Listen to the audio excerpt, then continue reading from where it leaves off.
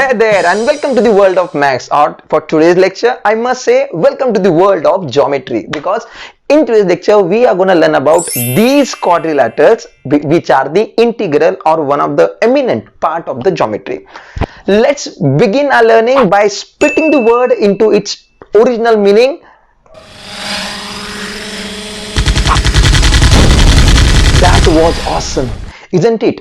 This word quadrilateral made up of two main words: quadri, which means four; lateral means sides. And if you join them together, we can understand the meaning of quadrilateral. Isn't it, Sonu? Will you try it? Yes, sir. Why not? Now only you told quadri means four and lateral means side. So diagram with four sides is called as quadrilateral, isn't it?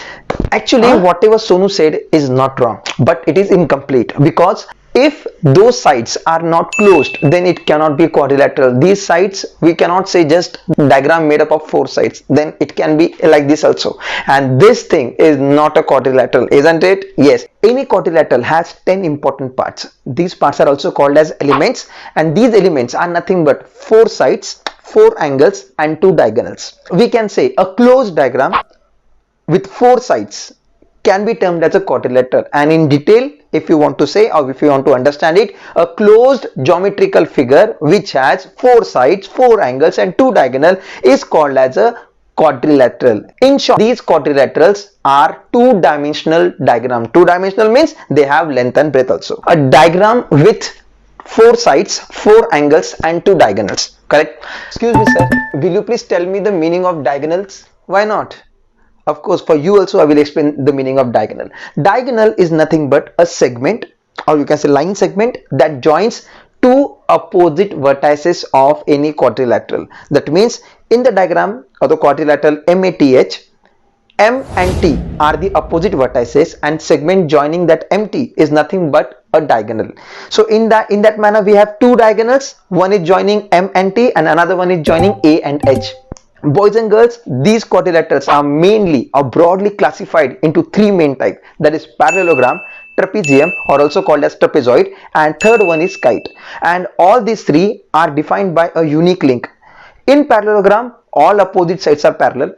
In trapezium, only one pair of opposite sides is parallel, the way you are looking at the screen. And in a kite, no opposite sides are parallel to each other. Isn't it nice? Keep it in mind, because it will be very helpful while solving few numericals. So now we will try to understand the meaning of each of this type one by one, including its definition and properties too. So here we go with the parallelogram. First of all, the name of the parallelogram is MATH.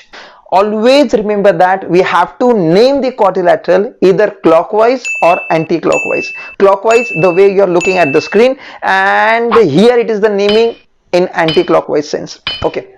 A quadrilateral in which opposite sides are equal and parallel is called as a parallelogram. So if you look at the diagram, you will come to know that side MA is opposite to side TH. Both shows same marks on them to make you understand that they are equal and they are parallel also. Same goes with MH and 82. They both are equal and both are parallel.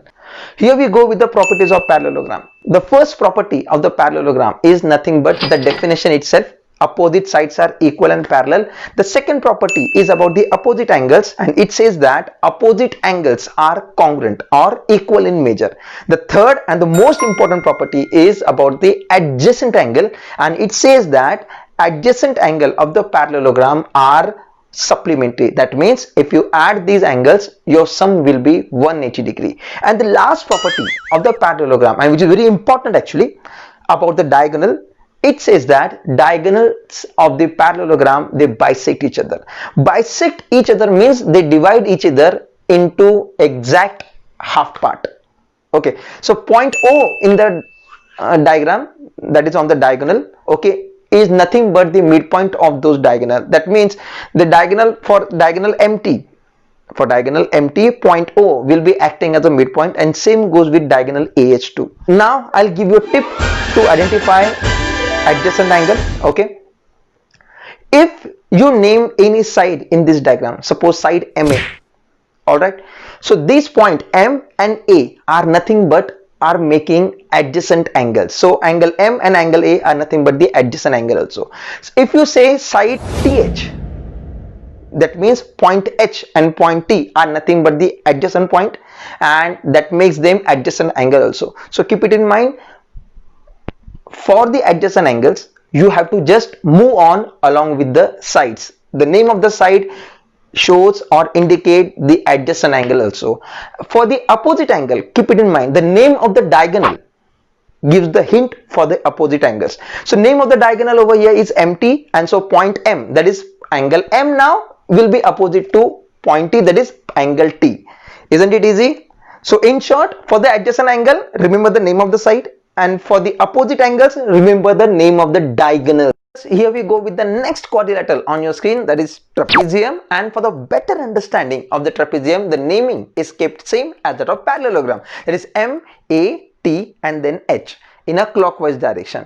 The definition of the trapezium says that a quadrilateral in which only one pair of opposite side is parallel, then it is called as a trapezium, or also called as trapezoid. Over here in the diagram, MA and TH are nothing but the parallel sides. If you remove these two sides, then which are the two non-parallel sides? Yes, of course, MH and AT are the non-parallel side, and these non-parallel sides are called as legs of the trapezium. Non-parallel sides are called as legs of the trapezium, and the property of the trapezium is related to these legs only. The angles formed on these legs, so one leg is MH, right? So angle M and angle H are nothing but adjacent angle. Similarly, on the other leg, the angle form are angle A and angle T, that is AT. These two adjacent pair are supplementary, and only these two are supplementary in the trapezium. This is what the property says. Only two pairs of adjacent angles are supplementary in the trapezium, and over here it is MH, angle M and angle H. Similarly, angle A and angle T are nothing but the adjacent angles which are supplementary to each other.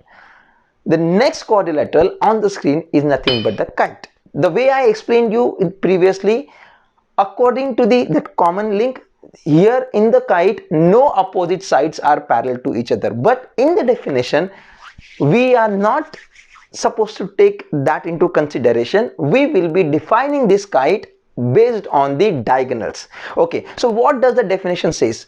When in a quadrilateral, longer diagonal is perpendicular bisector of the shorter diagonal, then that quadrilateral is called as a kite.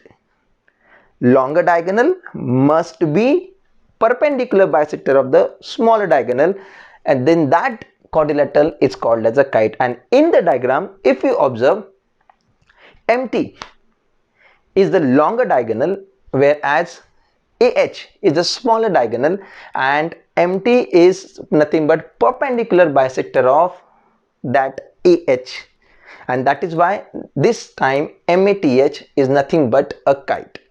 The property of the kite says that, very first, no opposite sides are parallel to each other. That is what the link said. After that, only one pair of opposite angle is congruent. Keep it in mind, only one pair of opposite angle is congruent. And second property says two pairs of adjacent sides are congruent to each other, the way you are looking in the diagram. So boys and girls, these are the three main types of quadrilateral. Okay, but isn't something missing from this? Where are the square, rhombus and rectangle are old friends? Isn't something missing? Yes. Before proceeding further, just try to observe the front cover of your maths textbook. Over here, what do you observe? Basically, at the bottom we have a quadrilateral. Above that quadrilateral, it's a parallelogram. Above that parallelogram, two diagrams are given. One is rectangle and other one is rhombus, and on both of them, okay, again small quadrilateral is given. It is nothing but the square. What does it indicate? This diagram is to give you hint that the chain of the square, rhombus and rectangle is derived from a parallelogram. That means all these rectangle, square and rhombus are nothing but the types of parallelogram. So here we go with the next understanding or the classification of parallelogram further on. Figure on the screen that you are observing presently is nothing but a rectangle, and for the better understanding the naming is kept same as per trapezium or the parallelogram. What the definition of the rectangle says: rectangle, right angle. Is there any link? Yes, of course, the definition provides that link. Any quadrilateral in which all angles are right angle or each angle is 90 degree is called as a rectangle. If each angle of the quadrilateral is 90 degree, then we have to say, or it can be termed as rectangle. Here we go with the properties of the rectangle. Now the very first property is nothing but opposite sides are equal and parallel. Second property, every angle is 90 degree, so we can say all angles are equal, correct? Third and the important one, diagonals of rectangle bisect each other. That means same part. Point O in the diagram, okay, nothing but midpoint for diagonal MT and the other one also, that is AH. Okay, the last property of the rectangle is nothing but the extra one which is added to the parallelogram. You can say diagonals of rectangle are congruent. Keep it in mind, diagonals of rectangles are congruent. That means the value for MT is nothing but equal to value of AH. If you compare this property with the properties of parallelogram, you will find each and every property lying there with the properties of rectangle. Even the adjacent angles are also supplementary, because every angle is 90 degree. That means if you add any two angle, of course my answer will be 180 degree, and that makes them supplementary also. So as every property of the parallelogram is there or present in rectangle, that is why we can say every rectangle can be termed as a parallelogram. And this is why I told you that all the properties of the rectangle are similar to parallelogram, or rectangle is derived from the parallelogram, but only one property is added to it, and that property is nothing but diagonals are congruent to each other. Here we go with the next diagram on the screen, and that is rhombus. And for the better understanding, again the naming is kept same, that is MATH. In rhombus, if you observe, each side is given same mark. That means every side is equal in length. Okay, so what does the definition of rhombus says us? If in a quadrilateral each side is equal in measure, then that quadrilateral is called as a rhombus. Keep it in mind.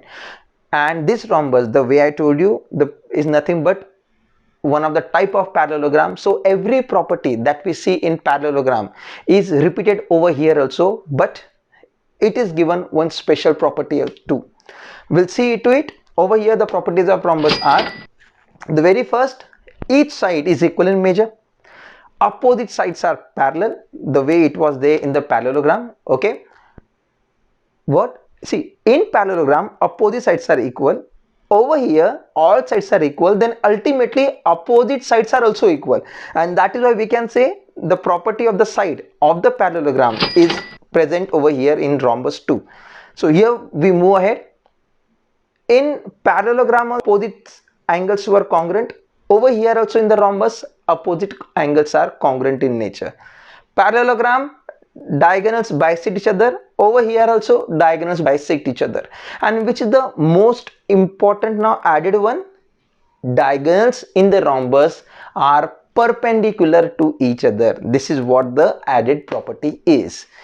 And all these added properties of the rectangle and the rhombus are shown in the advanced parallelogram is nothing but the square. Boys and girls, the diagram that you're looking at the screen is nothing but the square, and that is square MATH. Okay, and the definition of the square says that if in a quadrilateral each side is equal and every angle is equal in measure, that is 90 degree, it has to be 90 degree, then that quadrilateral is called as a square. And if you observe the properties of the square, you will come to know that each and every property of rectangle, rhombus and the parallelogram is present in the square. So which are those properties? As every side is equal, property of rhombus. As every side is equal, that means opposite sides are also equal. That is a property of rectangle and the parallelogram, correct? In a square, every angle is equal, that is each angle is 90 degree. If each angle is 90 degree, property of rectangle comes over here. As all angles are equal means opposite are also equal. So property of rhombus and parallelogram is also present. The next one is diagonals bisect each other, property of parallelogram. Diagonals are perpendicular to each other, property of rhombus also is present. Diagonals are equal, property of rectangle is also present. So all these properties make the ultra parallelogram, that is square. Isn't it nice? So in short, what we have learned today, we have learned that the quadrilaterals are classified into three main parts, that is parallelogram, trapezium and the kite.